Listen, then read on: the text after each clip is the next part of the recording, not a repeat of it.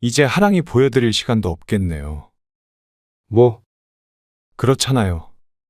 그리고 저희는 가까이 지내려고 하는데 이렇게 자꾸 뭐라고만 하시니까 저도 솔직히 마음이 안 좋아요.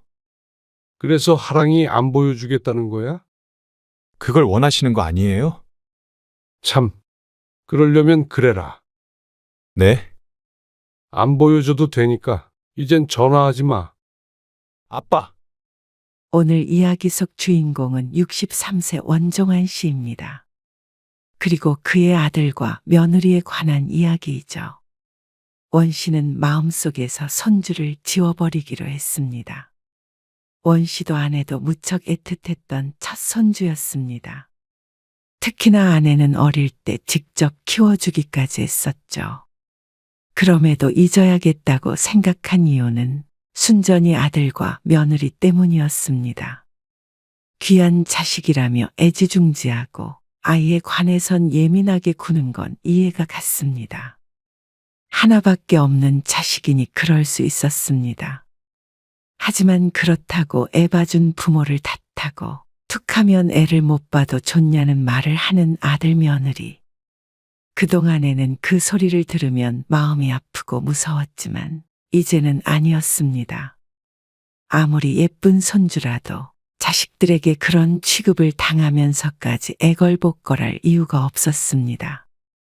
손주는 손주일 뿐이었습니다. 자식이 안 보여준다면 안 보면 그만이었습니다. 그래서 또 서운하다는 이유로 손녀딸 사진도 보내주지 않고 연락도 하지 않기에 원 씨는 휴대폰 사진첩에서 손주 사진들을 지워버렸습니다.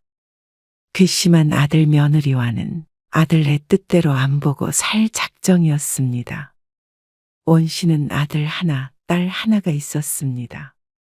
2살 터울의 남매였습니다. 자식 둘을 키우면서 한 가지 깨달은 점이 있다면 아들과 딸은 참 다르다는 것이었습니다.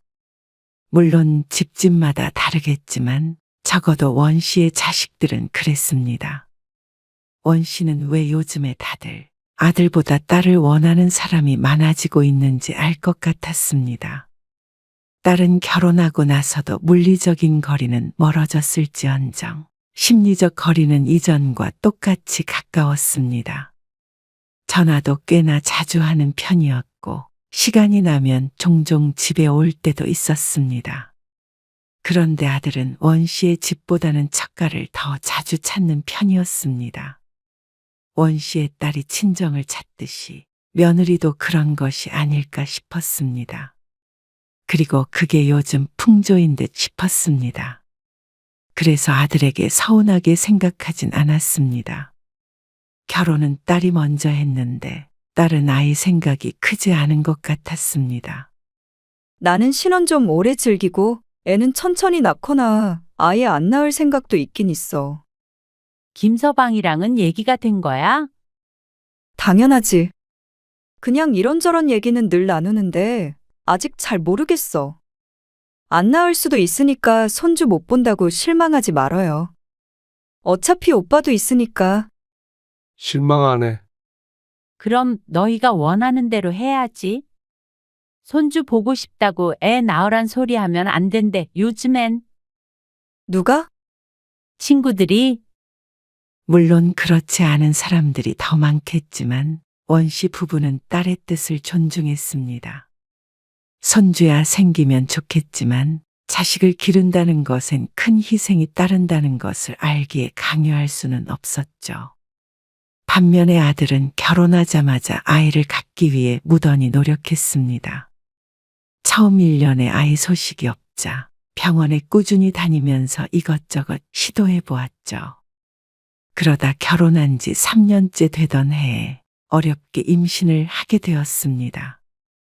그때는 원 씨 부부도 딸도 기뻐서 환호성을 지르기까지 했습니다. 소중한 첫 손주였습니다. 쉽게 가진 것도 아니라 더 경사스러웠습니다. 아이가 생기고 며느리는 바로 회사를 쉬었습니다. 혹시나 하는 마음에 외출도 삼가고 몸조심을 했습니다. 이번에 뭐 돈다고? 와서 밥 한 끼라도 먹고 가지. 아니에요. 혹시나 해서 안 가려고요. 너도 안 와? 저만 가기 좀 그래서요. 그래, 알았어. 영지한테도 안부 전하고. 임신이 확인된 후 며느리는 추석에도 설에도 오지 않았습니다. 안정을 취해야 해서 그렇다길래 그러라고 했죠. 원씨 부부에게도 물론 그랬지만 아들 내외에게 아이는 너무나도 귀한 존재였습니다. 힘들게 가져서 둘째는 상상도 생각하기 힘들다고 했습니다. 원씨에게는 첫 손주이자 유일한 손주가 될 수도 있는 것이었습니다. 아내도 손녀딸을 사랑했고 원씨의 딸도 하나밖에 없는 조카를 예뻐했습니다. 하지만 그만큼 먼 존재였습니다. 그럼 이제 언제 보러 갈 수 있는 거야? 며느리가 산후조리원에서 나왔다는 소식을 듣고는 원씨가 아내에게 물었습니다. 그런데 아내조차도 고개를 저으며 아직 알 수 없다고 했습니다. 언제 오란 소리 안 해? 뭐, 한두 달 더 있다가 가면 되나? 나도 그렇게 물어봤더니 석준이가 그때는 애가 너무 어리지 않냐고 그러던데. 산후조리원에 있을 때 딱 한 번 유리창 너머로 5분 정도 본 것이 전부였습니다. 그나마 며느리가 있던 산후조리원이 조부모에게 아이를 보여준 것이지 다른 곳은 불가한 데가 많다고 했습니다. 아이고, 그럼 사진이랑 영상 좀 많이 보내달라고 그래. 아, 어제 영상 하나 보내줬어. 원씨 부부는 서로 머리를 맞대고 앉아 손주 영상을 구경했습니다. 대화방에 손주 자랑을 하는 친구들이 어느 정도 이해가 갔습니다. 원씨 부부는 시간이 지나도 생각처럼 손주를 많이 보지 못했습니다. 한번 애를 보러 가겠다고 해도 손님이 오면 며느리가 힘들어한다며 아들 선에서 거절당하기 일쑤였습니다. 그러니 슬슬 빈정이 상할 지경에 이르렀는데 명절에 아들 며느리가 손주를 데리고 원씨의 집에 찾아왔습니다. 서운하던 것도 모두 잊어버렸죠. 어머나, 코 오뚝한 거 봐. 엄마 아빠가 인물이 좋으니까 애도 벌써부터 미모가 보여. 당신 손녀딸이니까 그렇게 보이는 거 아니야? 당신 눈엔 안 그래? 예쁘지? 당연히. 아이고, 내 정신 좀 봐. 밥 차려야 하는데 애만 보고 있었네. 아내가 자리에서 일어나며 말했습니다. 부엌으로 향하지만 눈은 아이에게서 떨어질 줄 몰랐습니다. 아들 며느리와 오랜만에 맞는 명절이기 때문에 아내가 일찍부터 미리 음식을 준비해 놓은 상태였습니다. 애 낳은 지 오래되지 않은 며느리에게는 물 한 잔도 뜨게 하지 않았습니다. 몸조리를 그래도 1년은 꽉 채워서 해야 해. 처음 3개월간은 안사돈이 올라와서 봐주었는데 바깥사돈의 건강이 좋지 않아 이젠 며느리 혼자 애를 봤습니다. 아내는 그게 안쓰러워서 늘 들여다보고 싶어 했지만 며느리가 그다지 원하지 않아 했습니다. 아무래도 시어머니가 오면 애 보는 것보다 눈치 보는 게 더 힘들어서 그렇겠지? 애는 안 키워봤지만 딸이 며느리의 심리라며 알려주었습니다. 그러자 아내도 고개를 끄덕였죠. 그렇긴 하겠지? 그래서 애써 서운한 마음을 달랬습니다. 원씨도 손녀딸 좀 원 없이 보고 싶은 마음이 있었습니다. 하지만 딸의 말처럼 괜히 아들 내외에게 부담이 될까봐 찾아가는 대신에 사진 영상을 볼 때가 더 많았습니다. 그러다 아이가 돌이 지났을 때 아내는 아들에게서 뜻밖의 부탁을 받게 되었습니다. 아이를 봐달라고? 네. 영지도 곧 복직해야 해서요. 어린이집 보낸다면서? 근데 애를 어린이집에 너무 오래 둘 수는 없을 것 같아서요. 영지도 불안해하고요. 며느리가 아이를 어린이집에 길게 보내고 싶어 하지 않는다고 했습니다. 복직하는 것도 어쩔 수 없이 눈물을 머금고 하는 거지만 귀한 자식 방치하는 것 같아서 슬퍼한다고 했습니다. 안사돈이 안 되니 아내에게까지 차례가 온 것 같았습니다. 하지만 손주는 예쁘기도 하고 도와주고 싶은 마음도 있었지만 아내도 일을 하고 있었습니다. 5년 전까지 꽃집을 하다가 손님을 대하는 것에 스트레스를 받아서 머리가 한 움큼씩 빠진 뒤로는 가게를 접었습니다. 그런데 우연한 기회에 공공기관에서 어르신들에게 꽃꽂이를 가르치는 강사 일을 하게 되었습니다. 큰 돈을 버는 건 아니어도 보람도 느끼고 즐거워했습니다. 그런데 아이를 봐주게 되면 일에 지장이 컸습니다. 엄마 일을 그만둘 수도 없고, 그리고 손목도 안 좋아서 하랑이 봐주긴 힘들 거야. 차라리 하루에 몇 시간씩 사람을 쓰는 게 나을 것 같은데. 그러자 아들은 무척 서운해했고 며느리는 펄쩍 뛰었습니다. 어떻게 모르는 사람한테 귀한 딸을 맡기느냐며 말이죠. 아들도 안 내키는 듯 수시로 아내에게 연락해서 설득하는 모양이었습니다. 그래서 원 씨는 고민하는 아내를 만류했습니다. 당신이 어떻게 매일같이 애를 봐줘? 그래도 하랑이 봐줄 사람이 없잖아. 도우미 고용해도 다들 잘 돌보겠지. 전문가들인데. 나도 애 둘 키웠으니까 전문가는 전문가지. 그런 말이 아니잖아. 어쩐지 아내는 마음을 정한 것 같았습니다. 당신 일은 어떻게 하게? 일은 뭐 그냥 알바처럼 했던 일인데 뭐. 그게 아닌 것은 알고 있었지만 아내는 아들네를 도와주고 싶은 듯 했습니다. 손녀딸도 실컷 보고 싶은 마음이 있었던 것 같기도 했죠. 하던 일을 굉장히 좋아했던 아내를 알았기에 원 씨는 못내 아쉬웠습니다. 결국 며느리는 복직을 했고 원 씨의 아내가 손녀딸을 돌봐주게 되었습니다. 손녀는 어린이집에서 2시에 집으로 돌아왔습니다. 본래는 맞벌이 가정이라 더 오래 맡겨도 되지만 며느리가 그 이상은 원치 않아 했습니다. 그래서 오후 2시부터 7시까지, 늦으면 8시까지 아내가 손주를 봐주었습니다. 처음에는 아내가 어린이집에서 아이를 데리고 집으로 와서 돌보다가 아들이 퇴근하며 데리고 갔는데 나중에는 어차피 차를 타고 나갔다 와야 하니 차라리 아들네에서 보는 게 낫겠다고 하여 그렇게 했습니다. 매일 아이용품을 챙기는 것도 번거롭고 데리러 오는 것도 힘들다며 아들은 대환영이라고 했습니다. 며느리에게 물어보겠다는 아들이 한참 만에 전화를 준 것으로 봤을 땐 며느리는 조금 망설이는 것 같았습니다. 자기가 없는데 시부모가 와 있는 게 싫은가? 애 봐주러 가는 건데. 그래도 청소도 그렇고 좀 불편할 것 같긴 하다.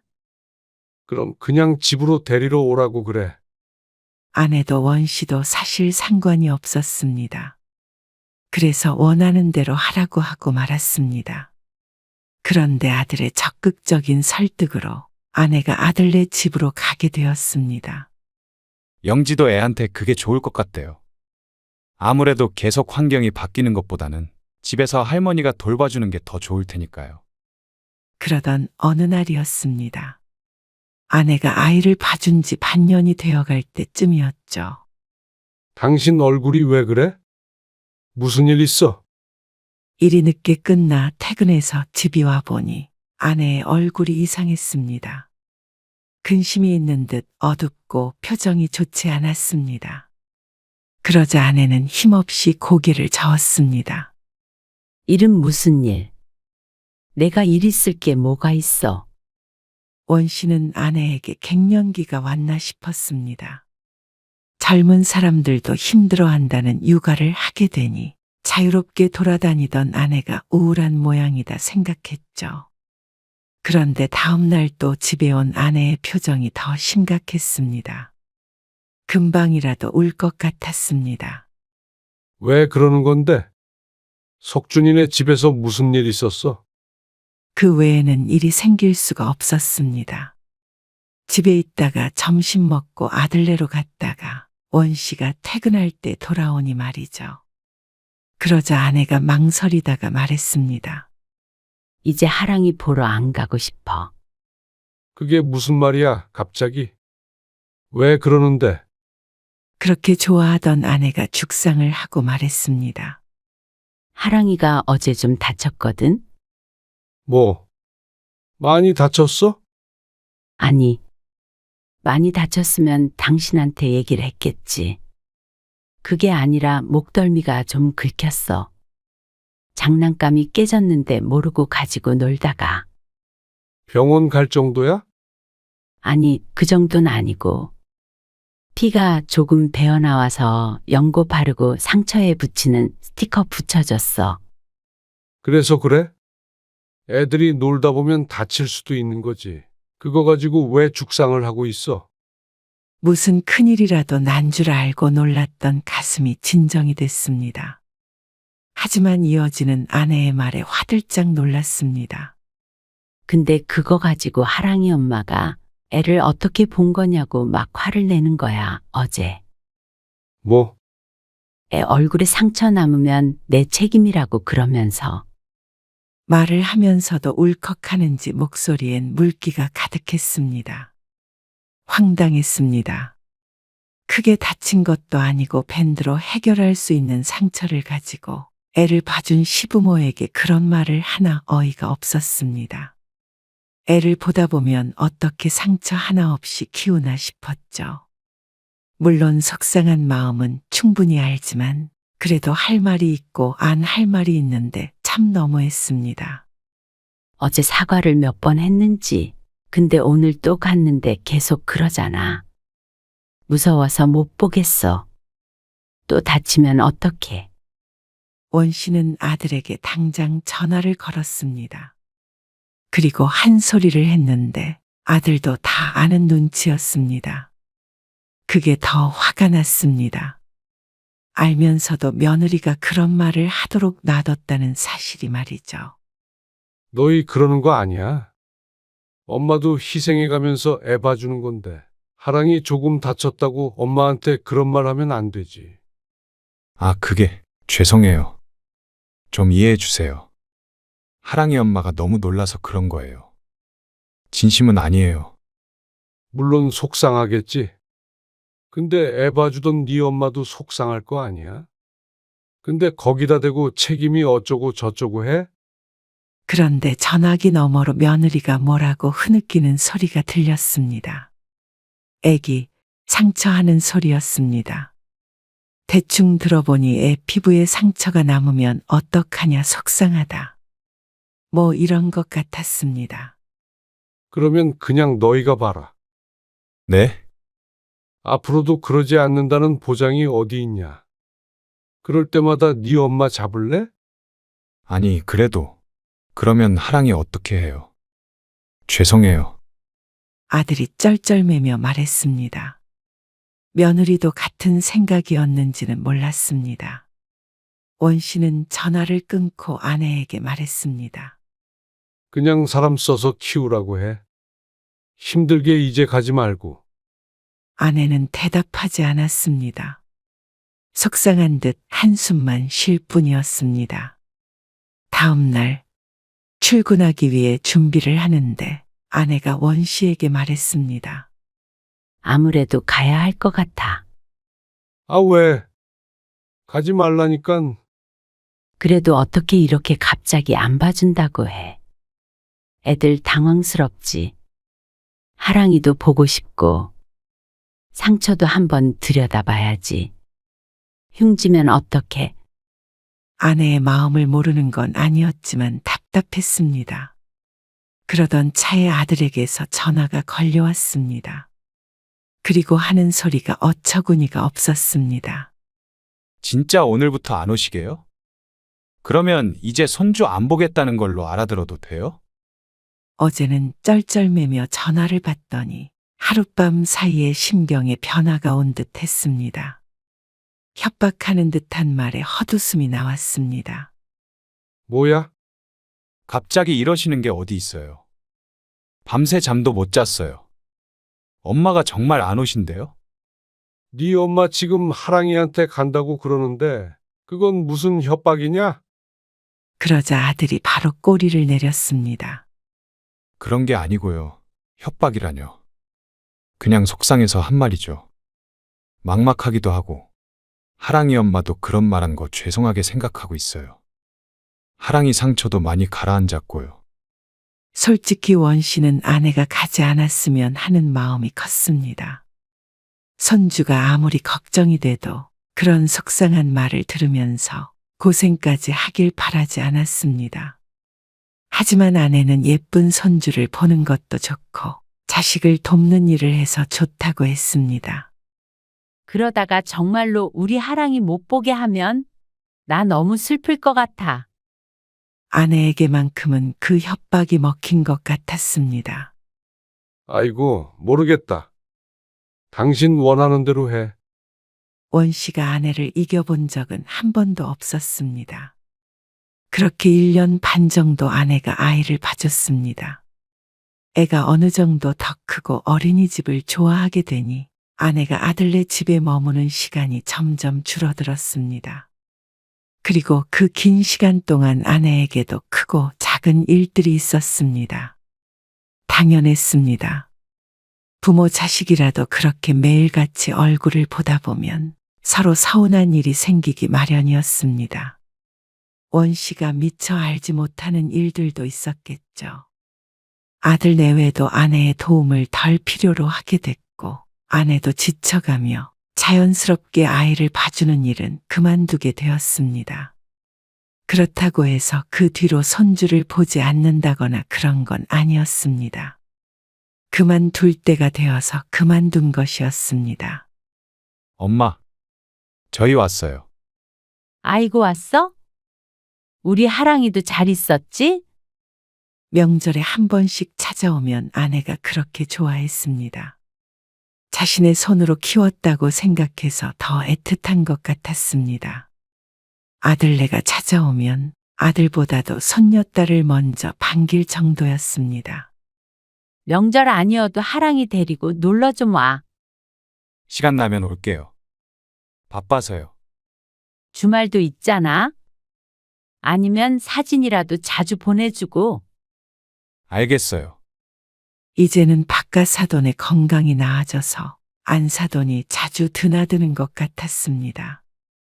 그래서 손녀를 원씨 부부에게 맡기는 일도 거의 없었습니다. 며느리도 친정엄마가 편한 게 당연했습니다. 그러자 원씨 부부만 늘 애달아 했습니다. 특히나 아내가 더 그랬습니다. 당신 심심하면 운동이라도 좀 해봐.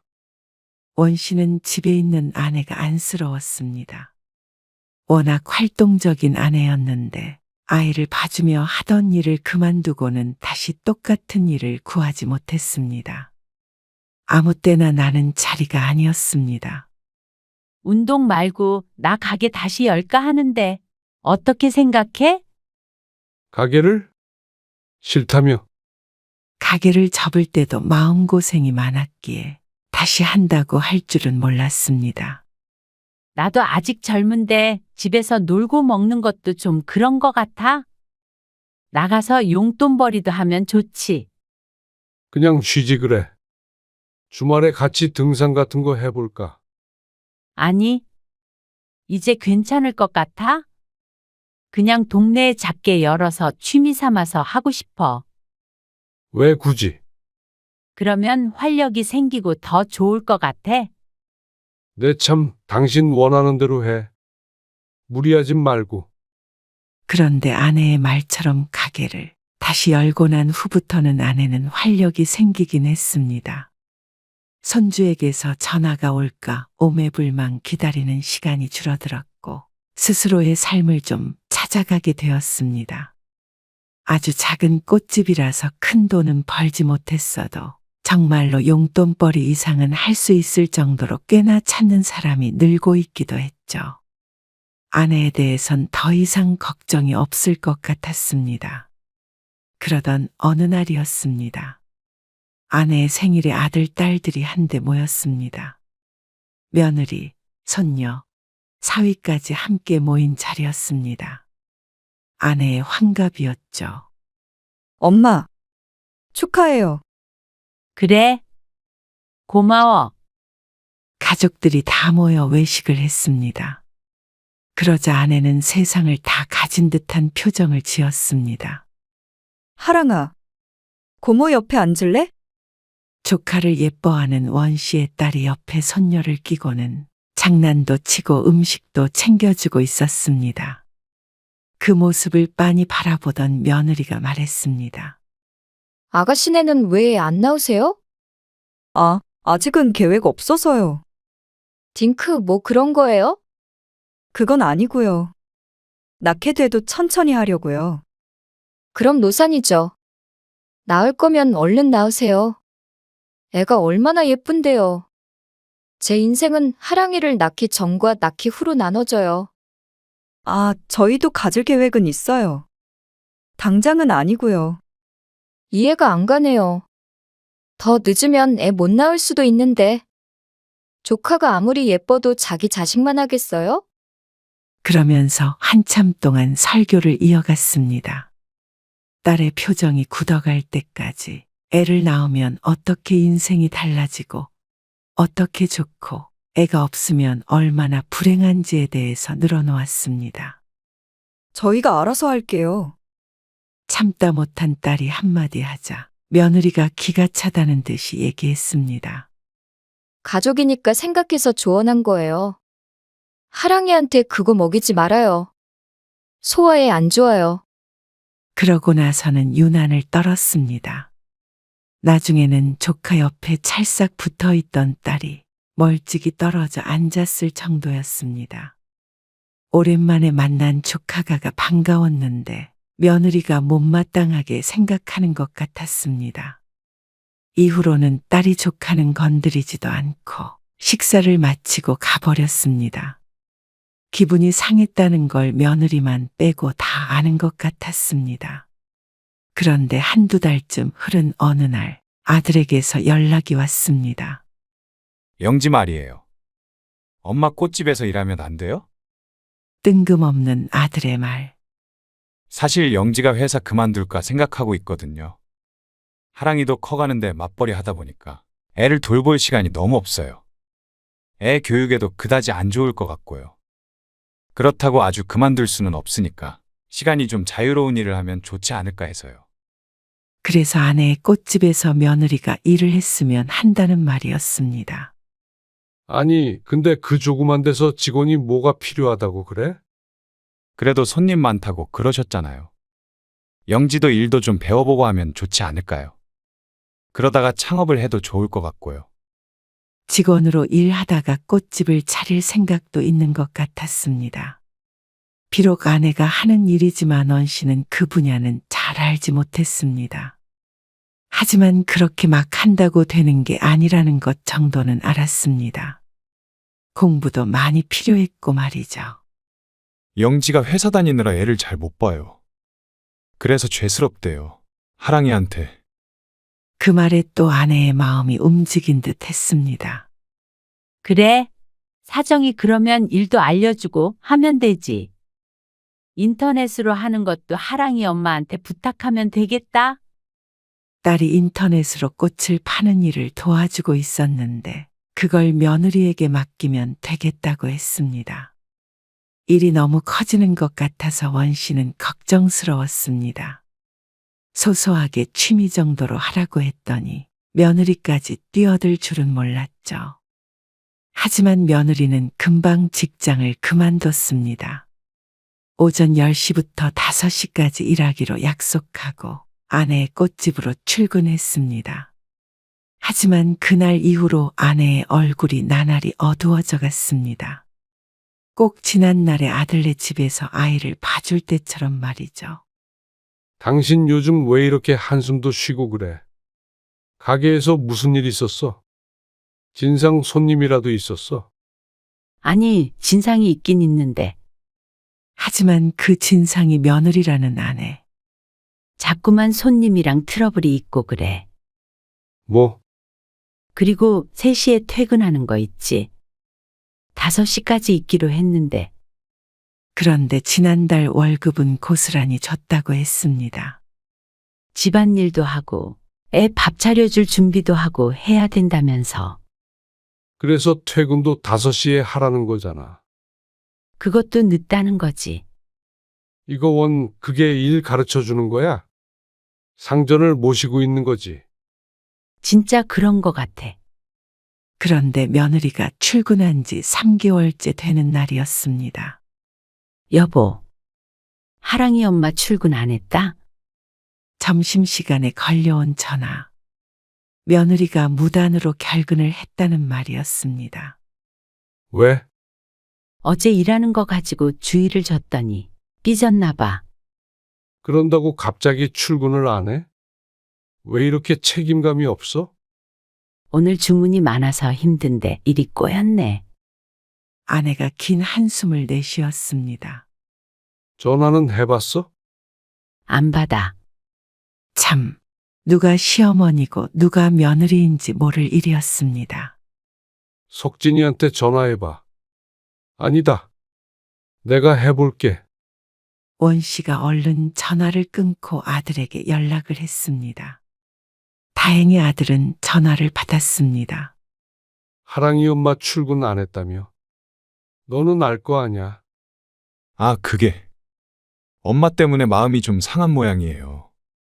네 엄마가 왜? 영지가 그냥 직원이 아니라 며느리잖아요. 그러면 일할 때도 좀 조심스럽게 대해줘야 할 텐데. 아무튼 그래서 엄마 얼굴을 못 보겠대요. 기가 막혔습니다. 며느리 대접 받을 거면 뭐하러 일을 하겠다고 한 건지 몰랐습니다. 필요하지도 않았던 직원 자리에 앉혔으면 적어도 일은 제대로 해야 하는 거 아닌가 싶었습니다. 아내는 오히려 며느리 때문에 일거리가 늘고 손님도 안 주는 스트레스를 받고 있는데 이건 누굴 위한 일인지 몰랐습니다. 역시나 붙어 있으면 남는 건 불화뿐인 듯 했습니다. 그러면 차라리 그냥 퇴근 시간 잃은 회사를 찾아봐라. 이게 뭐야? 네 엄마 정말 스트레스로 쓰러져. 아니, 엄마만 그런 게 아니고 영지도 힘들어 한다니까요. 아, 그러니까 서로 힘든 거 뭐하러 하냐? 꼭 꽃집이 하고 싶은 것도 아니잖냐? 그냥 편안하게 돈 벌다가 꽃집을 차리고 싶은 모양인 듯 했지만 세상사가 그렇게 쉽게 돌아가는 게 아니었습니다. 그걸 모르고 부모 덕을 보려는 아들 며느리, 게다가 덕 보는 줄도 모르고 모든 부모 탓만 하는 신보가 참 못됐습니다. 그러자 아들도 기분이 상했는지 또다시 해서는 안 될 말을 하고야 말았습니다. 영지 다시 회사 다니면 하랑이 보여드릴 시간도 없겠네요. 뭐? 그렇잖아요. 그리고 저희는 가까이 지내려고 하는데 이렇게 자꾸 뭐라고만 하시니까 저도 솔직히 마음이 안 좋아요. 그래서 하랑이 안 보여주겠다는 거야? 또 같은 협박이었습니다. 참, 그러려면 그래라. 네? 안 보여줘도 되니까 이젠 출근하지 말라고 전해. 아빠! 아들이 당황했지만 원 씨는 전화를 끊어버렸습니다. 아내에게 전했지만 아내는 원 씨를 나무라지 않았습니다. 아내도 지긋지긋한 모양이었습니다. 아들 며느리도 되도 않는 협박도 말이죠. 아들네는 연락이 없었습니다. 아마 원 씨 부부가 손주 때문에 결국에는 꺾일 거라고 생각하는 듯 했습니다. 하지만 그건 아들의 오산이었습니다. 나도 이제 걔네들 근처에도 가기 싫어. 좀처럼 이런 말을 하지 않는 아내가 싫다고 하면 말 다 했습니다. 딸도 한숨을 쉬며 이해하겠다는 듯이 말했습니다. 오빠가 더 나빠. 아들 며느리는 원씨 부부를 천하의 나쁜 부모처럼 말했습니다. 하지만 원씨는 아들이 야속했습니다. 손주 사진도 여러 번 말해야 한 번이나 보내줄까 말까 하는 것도 그렇고 부모 도움을 받아도 고마운 줄 모르는 것도 말이죠. 하랑이도 이제 안 봐? 안 보고 살면 안 보고 사는 거지. 아들네와 연락하지 않는 시간이 반년이 지나가자 원 씨는 휴대폰을 바꾸며 손주의 사진도 지워버렸습니다. 보통 때 같았으면 사진을 전부 옮겼을 텐데 이게 다 무슨 소용인가 싶었습니다. 안 보며 살면 손주라고 할 수도 없는데 말이죠. 그러던 어느 날 딸이 아이를 갖게 되었습니다. 사실 쪽 시험관 하고 있었거든. 힘들어서 그만둘까도 몇 번 생각하기도 했고, 안 되면 엄마 아빠 실망할까봐 나중에 갖는다고 한 거야. 그러면서 겨우 가진 아이라며 울음을 터뜨리는 딸. 그래서 며느리가 아이 얘기를 했을 때 더 상처가 됐던 모양이라고 생각했습니다. 그런데 딸이 출산하기 전에 아들에게서 은근슬쩍 연락이 왔습니다. 딸과는 연락을 하고 지내기 때문에 모든 소식을 다 알고 있을 터였죠. 잘 지내셨어요? 보현이 소식 들으셨죠? 그래, 좋으시겠네요. 손주 생겨서. 남자아이라던데. 그래. 손자 생겨서 좋네. 그러자 아들이 잠시 침묵했습니다. 하랑이 안 보고 싶으세요? 많이 컸는데. 그걸 말이라고 하는지 몰랐습니다. 모르겠다. 사진도 다 지워서 어떻게 생겼는지 기억도 안 난다. 그러자 아들이 오히려 서운해했습니다. 첫 손주라 예쁘고 애틋했지만 그렇다고 애를 가지고 인질놀이를 하는 꼴은 더 보기가 싫었습니다. 그래서 원씨 부부는 아들이나 며느리가 다시 연락을 해도 시큰둥했습니다. 그러자 아들네가 오히려 더 애달아했습니다. 결국 자신들이 이길 거라고 생각했는데 뜻대로 안 된 모양이었습니다. 게다가 손자까지 생겼으니 마음이 돌아섰다고 생각하는 듯 했죠. 거긴 외손주고 하랑이는 친손주잖아요. 지금 아들, 딸 차별하시는 거예요?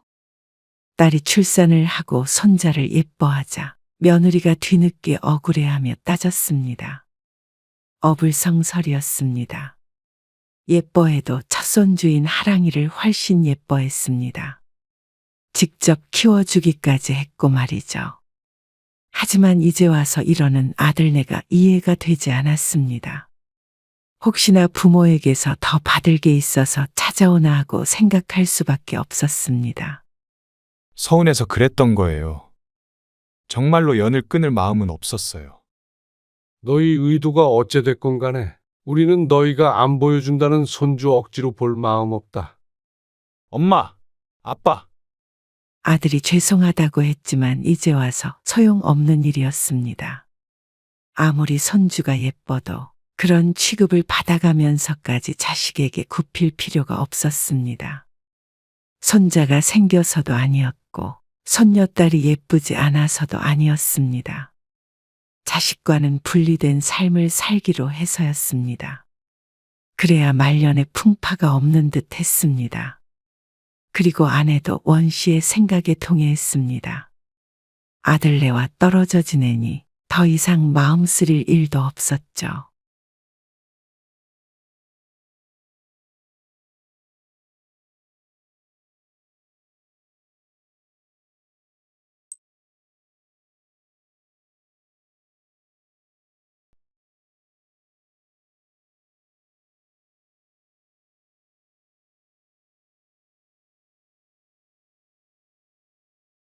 아니, 엄마 생일이니까 엄마 집에서 밥 한 끼 먹을까 했지.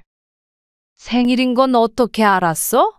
생일에는 그냥 엄마 혼자 조용히 있고 싶어. 왜? 둘째도 보고 하면 좋지. 그냥 일도 힘들고. 어차피 퇴근하면 늦어. 혼자서 쉴게. 엄마 왜 그래, 요새? 좀 이상해. 아무튼 얘기도 좀 나눌 겸 엄마 집에 갈게. 아니야. 오지 마. 뭘 그렇게 냉정하게 얘기해. 엄마도 엄마 인생 알아서 혼자 잘 살아볼게. 그러니까 너도 네 인생은 알아서 해결해봐. 왜 이렇게 매정해? 일단 가서 얘기해. 갈게. 오지 마. 와도 문 안 열어주니까. 엄마, 용건 있으면 전화로 하고. 아무도 오지 마. 생일이든 명절이든 이제는 올 생각 말고 너희 가족끼리 잘 살아. 오늘 이야기 속 주인공은 66세 신정복 씨입니다. 그리고 그녀의 아들과 딸에 관한 이야기이죠. 신 씨의 생일을 계절이라고 친다면 가을이나 겨울이었습니다. 적막하고 쓸쓸하고 외로웠죠. 남편은 세상을 떠났지만 자식은 하나도 아니고 둘이나 있었는데 말이죠. 어머니의 생일을 기억하는 자식은 없었습니다. 아주 예전부터 축하를 받으려면 늘 제때 상기를 시켜줘야만 했습니다. 그러다 나이 드니 항상 일러주기도 번거롭고 구차했습니다. 하지만 엎드려 절받기라도 했어야 했던 것인지 70이 다가와가는 이때 신 씨는 생일에 혼자였습니다. 그런데 그동안 엄마 생일도 모르고 지나갔던 자식들이 뒤늦게 찾아온다고 해서 반갑기만 한 것은 아니었습니다. 사람이 안 하던 짓을 하면 늘 이유가 있는 법이었습니다. 각자 목적을 가지고 신 씨의 생일에 찾아오겠다는 자식들. 이전 같았으면 두 팔 벌려 환영했겠지만 이제는 아니었습니다. 자식들에게 이런 취급을 당할 바에는 처음부터 끝까지 혼자인 게 나았습니다.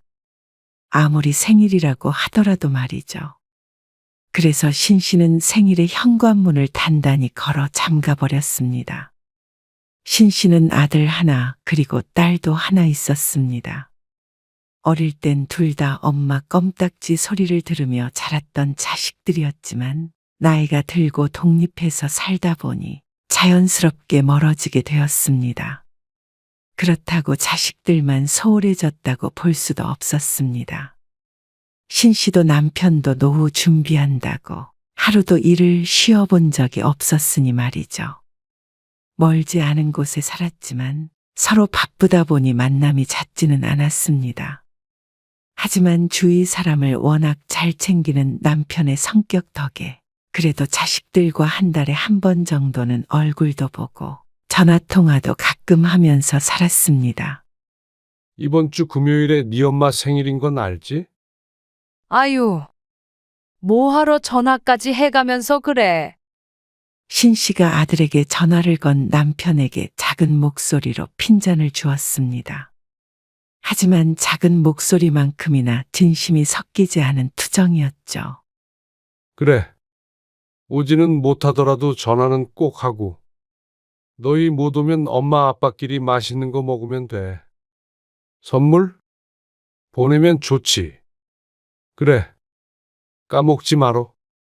뿌듯한 표정으로 전화를 끄는 남편. 이렇게 안 하면 이놈들은 몰라.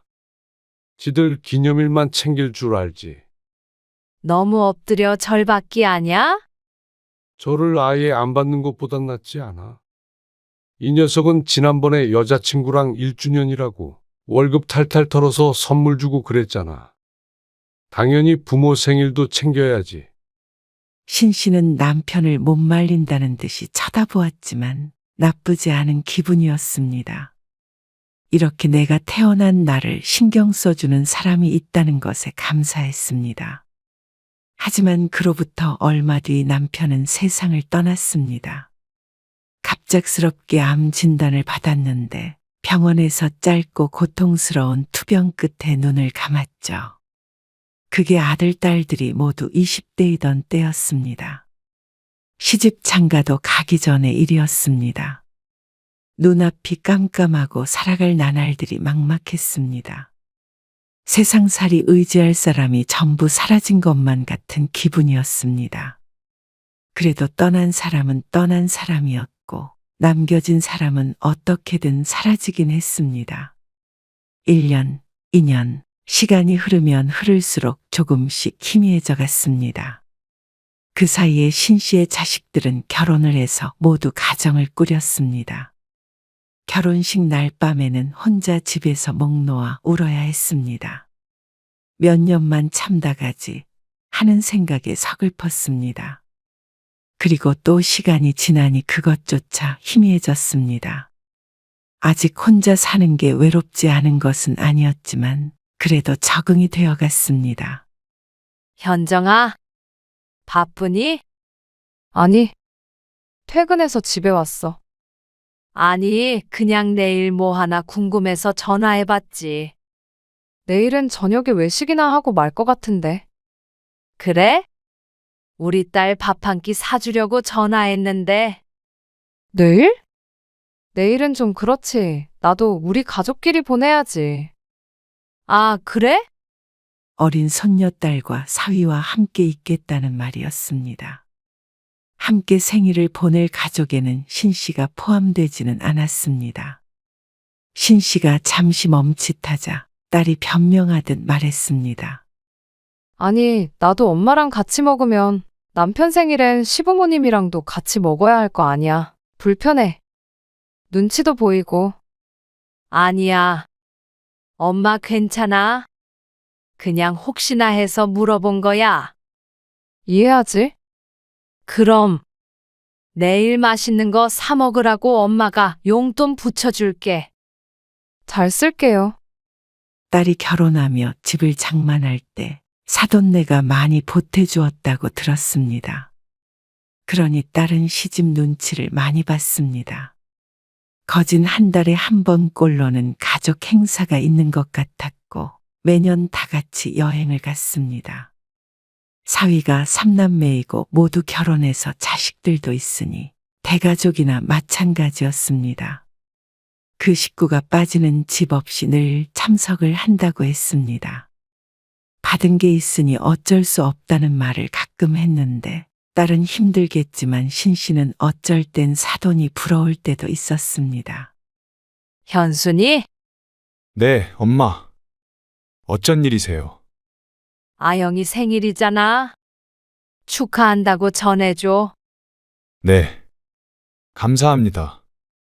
네 계좌로 방금 10만 원 붙였다. 그걸로 아영이 좋아하는 선물 좀 사줘. 네. 그럴게요. 아들에게는 애초에 만나서 밥을 먹자는 말도 꺼내지 않았습니다. 워낙 바쁘기도 하고 무심해서 보나마나 거절할 것임을 알고 있었습니다. 신 씨는 달력을 바라보았습니다. 달력엔 큼직큼직하게 빨간색 사인펜으로 가족들의 생일 등이 표시가 되어 있었습니다. 오늘이 손녀딸의 생일이었습니다. 그리고 그 다음 주가 신 씨의 생일이었습니다. 바로 일주일 차이였죠. 쭉 음력 생일을 지내다가 15년 전쯤에 남편이 음력으로 한이 자꾸만 까먹은다며 생일을 양력으로 바꿔 쇠자고 했습니다. 서류상은 그대로지만 말이죠. 그게 손녀딸 생일 딱 일주일 뒤였습니다. 하지만 그럼에도 불구하고 아들이 신 씨의 생일을 매년 까먹는 것은 참 신기한 일이었습니다. 그런 걸 중시했던 남편이 사라지니 다들 서운해진 건 사실이었습니다. 그러다 몇 년 지나니 생각보다 자식이란 먼 존재구나 하는 걸 깨닫기도 했습니다. 원래는 나, 남편, 자식 둘, 이렇게가 가족이었는데 이제는 자식들이 새로운 가족이 생겼고 부모는 가족이라는 울타리에서 한 발자국 벗어나 있었습니다. 그런데 남편이 없으니까 신 씨의 가족은 혼자밖에 없는 셈이었습니다. 신 씨의 생일은 아들도 딸도 잘 기억하지 못했습니다. 늘 상기시켜 주던 사람이 없으니 서서히 잊혀져 갔습니다. 아니, 어쩌면 신 씨라는 존재가 잊혀져 가는 것 같기도 했습니다. 어쩌다 생각나면 전화 한 통이 올 때도 있었고, 그렇지 않을 때도 있었습니다. 그리고 꼭 생일이 아니라고 하더라도 늘 혼자 있는 외로운 기분을 느껴야 했습니다. 부쩍 쓸쓸한 기분이 들곤 했습니다. 혼자 된 것이 익숙해졌다고 할 수도 있을 텐데 그렇다고 하더라도 생일쯤은 신 씨도 가족의 축하를 받고 싶었습니다. 신 씨는 누구의 생일이건 기념일도 빼먹지 않고 챙기는데 내 생일이 언제인지 궁금한 사람은 아무도 없는 모양이었습니다. 그 다음 주가 되어 신 씨의 생일날이었습니다. 수요일이었죠. 여느 때와 똑같은 하루였습니다. 아침에 혼자 눈을 떠서 간단하게 밥을 차려 먹고 설거지를 했습니다. 남편이 있었다면 미역국이라도 끓여줬을 텐데 혼자서 일부러 해먹기엔 번거로워서 말았습니다. 그리고 신 씨는 옷을 갈아입고 출근을 했습니다. 60세가 넘었지만 노후를 위해서는 힘닿는 한 일할 생각이었습니다. 그러니 생일이라고 출근을 안 할 순 없었습니다. 물론 출근을 안 하다고 해서 딱히 할 일도 없었고 말이죠. 그리고 오후에 퇴근했을 때도 마찬가지였습니다. 집에 도착해서 저녁밥을 먹을 때까지도 휴대폰은 잠잠했습니다. 어제도 연락 온 사람은 없었습니다. 그때 띠링 울리는 휴대전화에 신 씨의 표정이 잠시 밝아졌습니다. 딸이나 아들에게 메시지가 온 것 같아서 열어보았지만 실망뿐이었습니다. 고객님 생일을 축하합니다 하는 말과 함께 쿠폰을 줄 테니 무언가를 구매하라는 광고 메시지였습니다. 실망한 신 씨가 휴대폰을 내려놓으려다가 말고 다시 들어서 아들의 이름을 찾았습니다. 혹시나 하는 마음에 전화를 먼저 걸어보았습니다. 여보세요. 그러자 아들이 아닌 며느리가 받았습니다. 아, 현수는 바쁘니? 아니요. 지금 잠깐 어디 좀 나가서요. 어쩐 일이세요? 아니야. 그냥 뭐 하나 해서 전화해봤어. 아, 저희 지금 한국 아니에요. 그러면 어디니? 베트남에 여행 왔어요. 세 식구가 해외여행을 떠났다는 아들네였습니다. 그러더니 지금 막 아들이 다시 들어왔다며 전화를 바꿨습니다. 네, 엄마. 어쩐 일이세요? 하나같이 신 씨의 생일에 어쩐 일로 전화했는지를 물었습니다. 평소 같았으면 엎드려 절 받기 싫어 안부만 묻고 말았을 텐데 오늘따라 울적했습니다. 오늘 엄마 생일이야.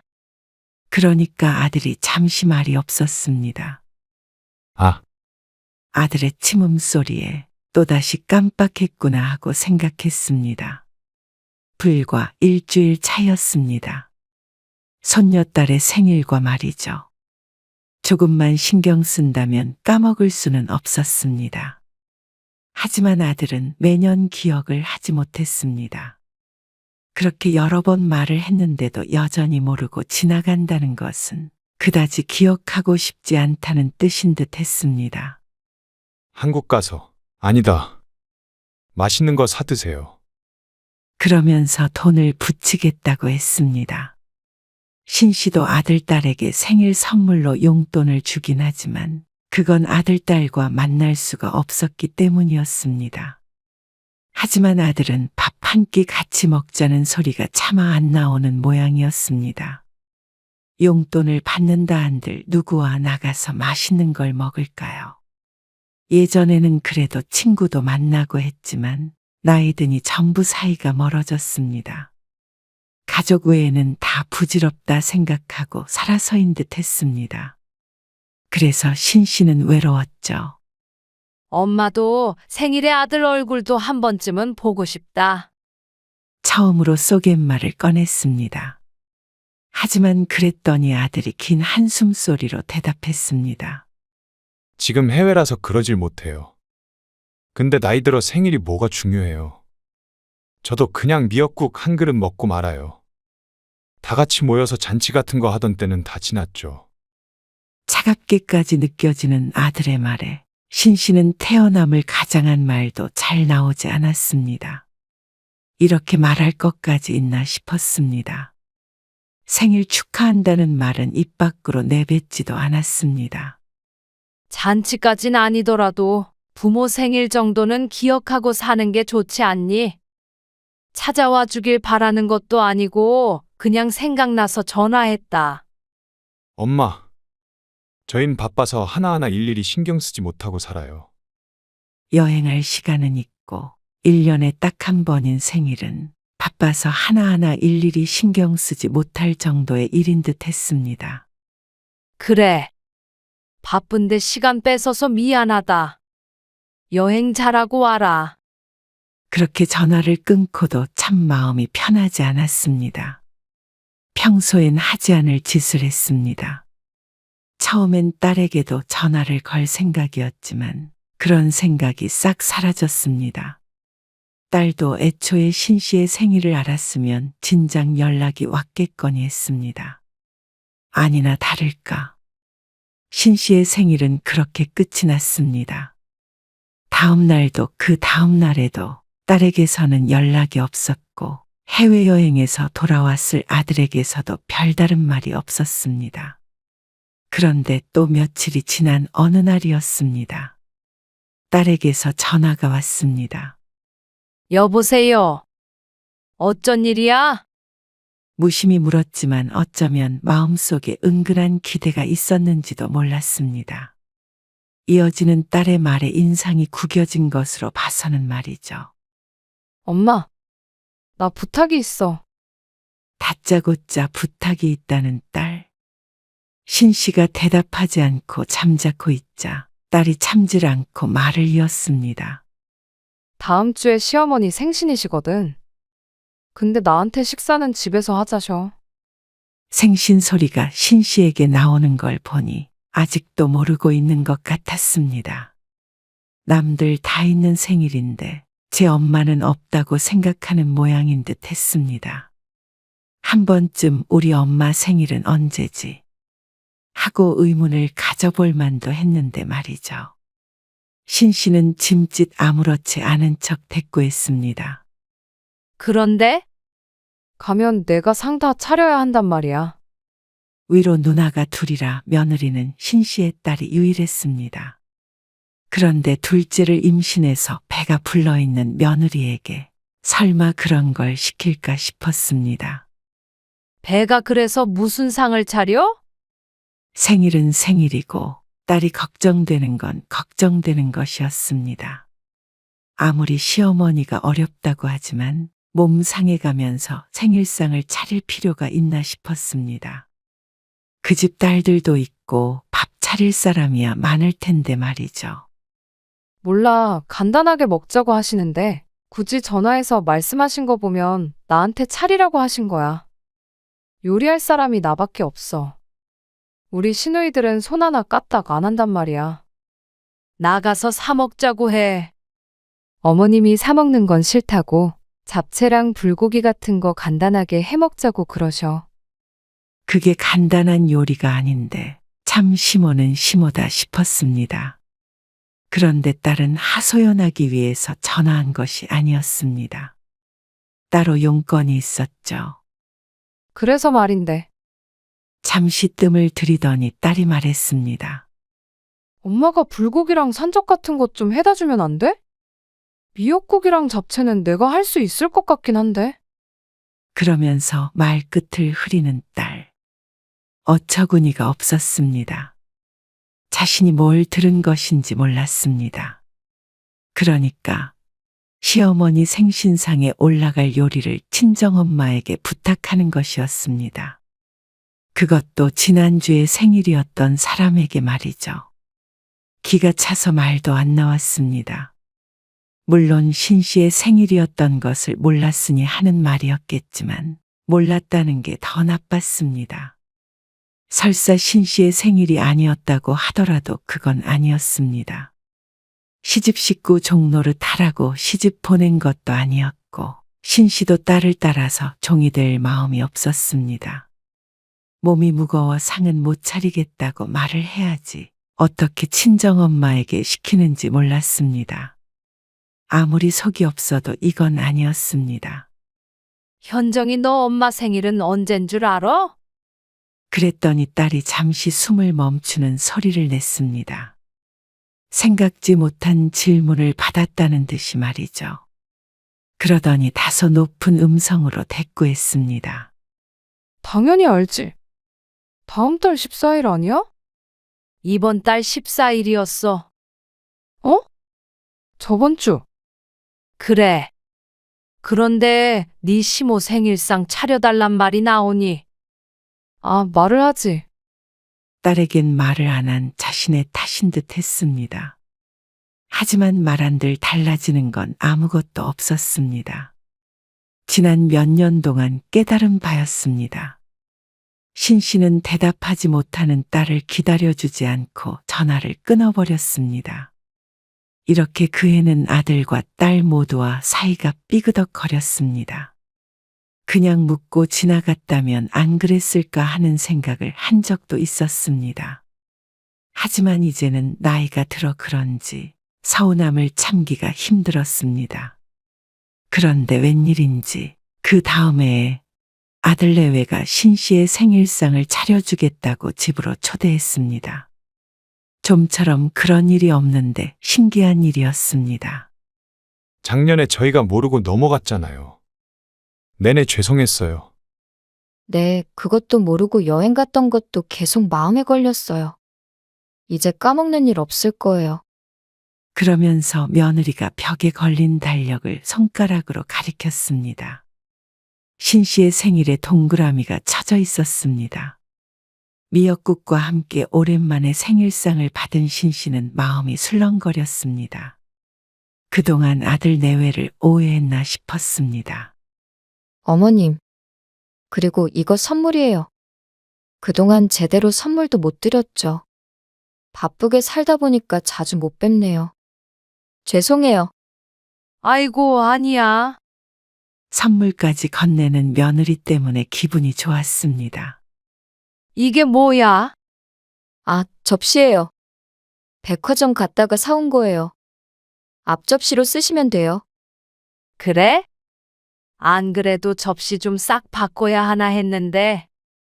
고마워. 잘 쓸게. 실용적인 선물도 마음에 들었습니다. 그리고 이렇게 챙겨준 것 자체가 고마웠죠. 그런데 식사를 마치고 나서 아들이 며느리에게 말했습니다. 여보, 차 좀 마시자. 과일이랑. 잠깐만요. 아니야. 얼른 일어날게. 애도 졸린 것 같은데. 아니에요. 드릴 말씀도 있고요. 무슨 말? 며느리가 자리를 뜨자 아들이 조심스럽게 목을 가다듬으며 말했습니다. 엄마, 다름이 아니고요. 부탁 좀 드리려고요. 부탁이라는 말을 하니 딸이 떠올랐습니다. 지난해 생일에 들었던 딸의 부탁 말이죠. 아들이 그런 부탁을 할 리는 없었지만 어쩐지 마음이 불안했습니다. 그런데 아들의 부탁은 딸보다도 무리가 가는 것이었습니다. 엄마 집 담보로 한 1억만 대출 받아주세요. 뭐? 대출? 네. 쓸 데가 있어서 그래요. 회사원이 갑자기 1억이 뭐가 필요할까 싶었습니다. 작게 사업을 좀 해보려고 해요. 회사는 계속 다니고요. 그냥 직장만 다녀서는 불안정하니까요. 신 씨는 대답을 하지 못했습니다. 노후의 자식들에게 손 벌리고 살지 않기 위해서 지금까지 아등바등 일하고 있었습니다. 그런데 1억이라는 돈은 너무나도 큰 돈이었습니다. 자식들 결혼시켰고 남편도 없으니 들어온 돈보다 나간 돈이 훨씬 많았습니다. 그런데 여기서 1억을 더 달라는 말은 어쩐지 신 씨에게 내리는 사형 선고처럼 느껴졌습니다. 심각한 표정을 짓는 신 씨에게 아들이 웃으며 말했습니다. 그렇게 무서운 얼굴 하실 거 없어요. 엄마한테 빌리는 게 아니라 은행에 빌리는 거잖아요. 이자랑 원금도 제가 내고요. 그러면 엄마는 명의만 빌려주신다고 생각하시면 되죠. 그게 그 말이었습니다. 신 씨의 집을 담보로 대출을 받는다는 게 신 씨가 아들에게 돈을 빌려주는 것과 다르지 않다는 것쯤은 알고 있었습니다. 신중히 생각해 봐야 하는 문제인 것도 분명했죠. 오래 안 걸려요. 자리 잡을 때까지 한 2, 3년만 쓰다가 갚는다는 생각할게요. 하지만 1,000만 원도 아니고 1억이라는 금액이 신 씨를 고민에 빠지게 했습니다. 아니, 사실 고민할 것도 없었습니다. 사업이라는 게 성공할 확률보다 실패할 확률이 높은 것이 현실이었습니다. 그렇다면 1억이라는 돈이 사라져버릴 수도 있다는 말이었습니다. 아들의 사업이 실패한다면 그 1억을 얼른 갚지도 못할 것이고 말이죠. 그리고 아들이 신 씨에게까지 돈을 빌리려 한다는 말은 아들의 돈은 이미 사업자금으로 쓰이고 있을 가능성도 높았습니다. 신 씨는 꼬치꼬치 캐묻지 않았습니다. 혹시라도 빌려줄 것이란 생각이 들지 않게끔 조심스러웠습니다. 기대했다 실망하는 게 얼마나 배신감 느껴지는 것인지 알고 있었으니 말이죠. 신 씨가 어렵게 입을 열었습니다. 엄마도 앞으로 일할 수 있는 시간이 10년도 안 남았어. 앞으로 6년? 70대가 되면 더 힘들어지겠지. 그러면 남은 인생은 가진 돈으로 살아야 하잖냐. 1억은 너무 부담스럽다. 혹시나 하는 게 있으니까. 장황하게 설명하긴 했지만 결국에는 거절의 말이었습니다. 신 씨의 말이 이어질수록 아들의 표정은 굳어져 갔습니다. 그리고 과일을 내오던 며느리도 그 자리에 서서 신 씨의 말을 잠자코 듣고 있었습니다. 아마 이번에 신 씨를 초대한 것은 생일을 축하하기 위해서가 아니라 이 말을 하기 위한 것인 듯 했습니다. 신 씨는 자조 섞인 웃음을 지었습니다. 뭘 기대한 것인지 몰랐습니다. 그래서 생각할 시간이 필요하신 거예요? 아니면 안 된다는 거예요? 아들의 목소리는 차가워졌습니다. 같이 식사를 했던 그 아들이 아닌 것만 같았습니다. 그건 어려울 것 같아. 100만 원, 200만 원 정도는 줄 수 있어도 그 정도도 한 달은 내내 일해야 하는 돈이었습니다. 하지만 아들은 그것 가지고 누구 코에 붙이냐는 듯이 콧웃음을 쳤습니다. 일단은 집에 가셔서 생각 좀 해보세요. 무작정 안 된다고 생각하지 마시고요. 제가 다 갚는다는데 뭐가 문제예요? 엄마는 은행만 같이 다녀오시면 끝이에요. 아무리 그래도 아니, 천천히 얘기해요. 천천히. 그러면서 아들이 자리에서 일어났습니다. 이만 나가보라는 분위기가 물씬 풍겼습니다. 자리에서 일어나는 신 씨의 몸짓이 무척이나 초라했습니다. 선물은 챙겨가세요. 술 마셔서 모셔다 드리진 못하겠네요. 그러면서 현관을 여는데 쫓겨나는 모양새였습니다. 아니, 쫓겨났습니다. 선물이 든 작은 쇼핑백을 손에 달랑 든 채로 쓸쓸히 집으로 돌아왔습니다. 버스를 타고 말이죠. 이런 게 생일이라면 다신 같이 하고 싶지 않았습니다. 차라리 집에 혼자 있는 편이 낫겠다 싶었습니다. 조금 외롭긴 해도 이토록 비참하진 않을 테니 말이죠. 신 씨는 집에 돌아와 선물을 열어보았습니다. 며느리가 말한 대로 접시가 2세트 들어 있었습니다. 백화점에서 샀다더니 무늬가 예뻤죠. 그래도 접시 2개는 생겼으니 득인가 싶어 한숨을 쉬었습니다. 그런데 포장된 비닐을 뜯으려는데 작은 스티커가 붙여져 있는 게 보였습니다. 이렇게 적혀 있었습니다. 싸움품 환불불가.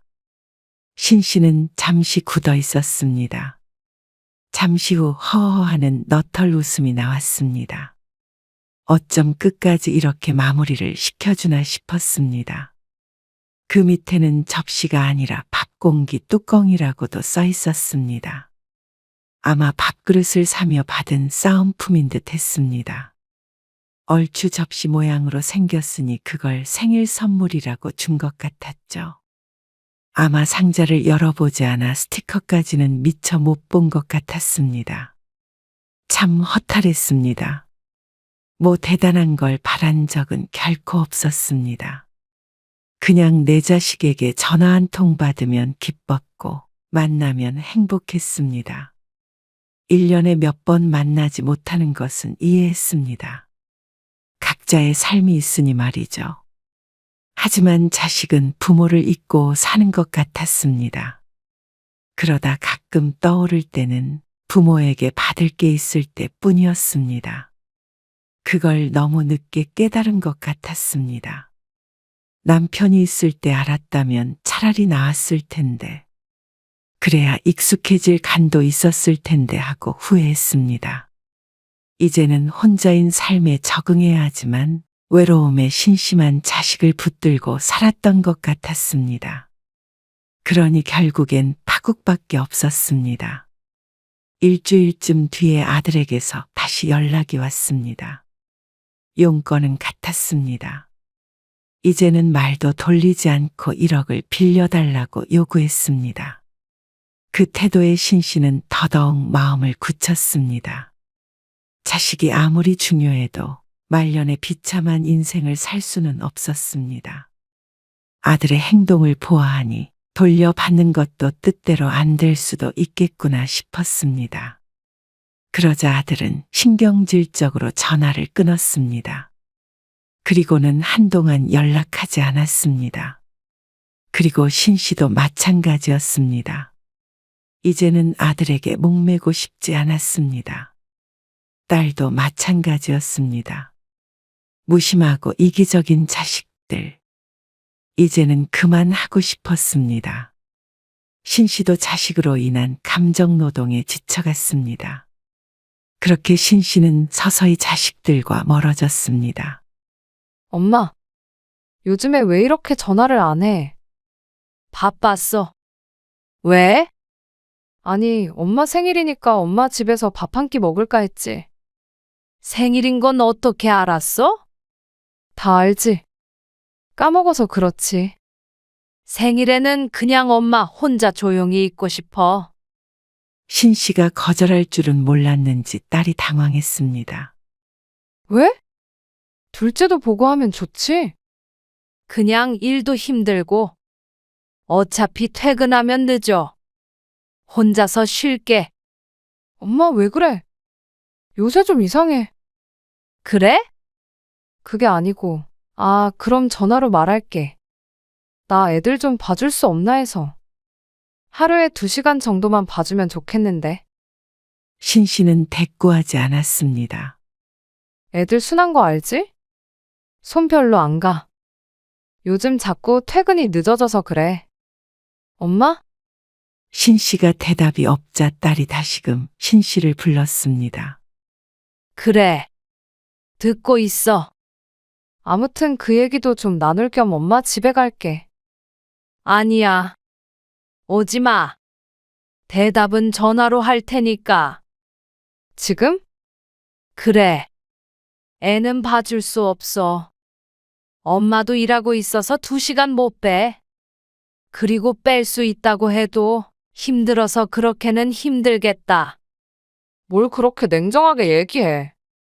엄마도 엄마 인생 알아서 혼자 잘 살아볼게. 그러니까 너도 네 인생은 알아서 해결해봐. 아니, 내가 뭐 하루 종일 맡긴대? 하루에 2시간이면 된다니까. 아니면 네 시어머니한테 부탁하던가. 자주 드나들면 손주 예뻐하실 거 아니야. 그러자 꿀먹은 벙어리가 된 딸. 차마 그쪽에 부탁은 못하는 모양이었습니다. 왜 이렇게 매정해? 일단 가서 얘기해. 엄마 생일에 갈게. 아니, 오지 마. 와도 문 안 열어주니까. 엄마, 이제는 오지 마. 용건 있으면 전화로 하고. 그러자 딸은 황당해했습니다. 하지만 신씨는 더 이상 할 말이 없었습니다. 이만 끊을게. 진작에 이렇게 했어야 했습니다.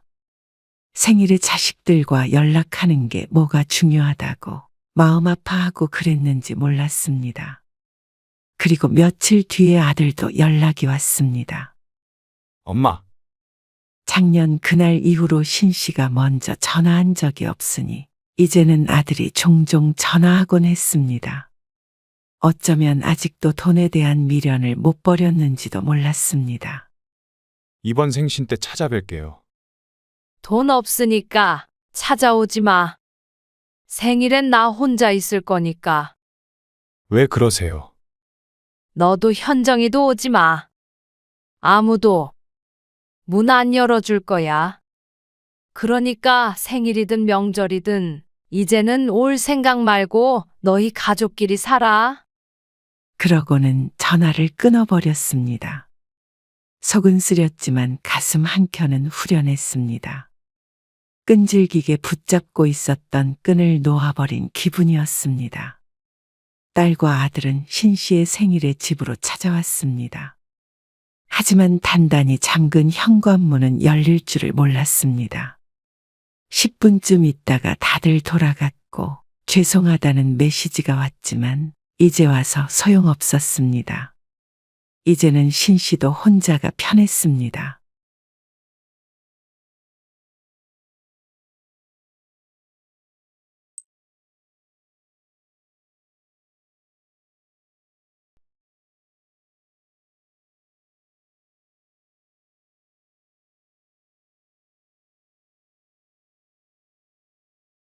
엄마 아빠 안 먹을 거면 우리 줘. 다리는 너희만 먹을 줄 알아? 너희 아빠도 다리 좋아해. 지난번에 보니까 장인어른이랑 장모님 두 분 다 안 좋아하시는 것 같던데. 그러게. 닭다리가 의외로 제일 질긴 부위야. 엄마 아빠 치아 건강 생각해야지. 차라리 가슴살 드세요.